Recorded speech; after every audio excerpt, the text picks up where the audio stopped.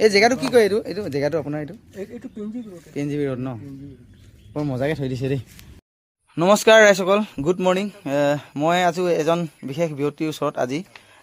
তেখেতে প্ৰকৃতিৰ ওপৰত বৰ ধুনীয়াকৈ এটা দৃশ্য তেখেতে ৰূপায়ণ কৰিছে, যিটো নেকি নিজৰ প্ৰচেষ্টাত। গতিকে বলকচোন তেখেতৰ ওচৰলৈ গৈ তেখেতৰ মনৰ মন্তব্যৰ লগতে সমগ্ৰ পৰিৱেশটো আপোনালোকক মই দেখাব চেষ্টা কৰিছোঁ। ইমান ধুনীয়া পৰিৱেশ, কেনেকুৱা লাগিছে ৱাল।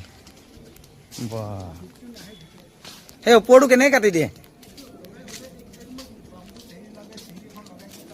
অঁ, আপুনি চফাকৈ থয় ন? ধুনীয়া লাগিছে, তাকে ভিডিঅ' কৰি থৈছোঁ, ইমান ধুনীয়া লাগিছে। অঁ,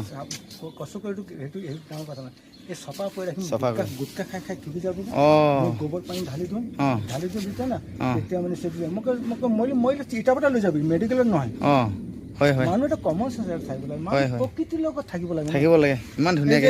এই বিল্ডিং বিলাকত কি এইটোত কি আন্দা পাৰিব নেকি? হয় হয় হয়, আমি মইতো কওঁ মই খোলা পাথৰ ইমান ধুনীয়াকৈ থৈছে। ভিডিঅ' গৈছিলোঁ যে মাৰোৱাৰী এখন বিশ্বনাথ মই তাৰ পৰা উঠি কিনে অঁ, বাহিৰ চোতালত গৈ শুলোগৈ। এই জেগাটো কি কয় এইটো জেগাটো আপোনাৰ এইটো PNGB ৰোড ন বৰ মজাকৈ থৈ দিছে দেই। কি নাম আপোনাৰ? মলয় সিংহ। মলয় সিংহ। একদম মানে ভালকৈ থৈছে, পূৰা পৰিৱেশ। এইখিনি ঝাৰু মাৰি দিয়ে নেকি?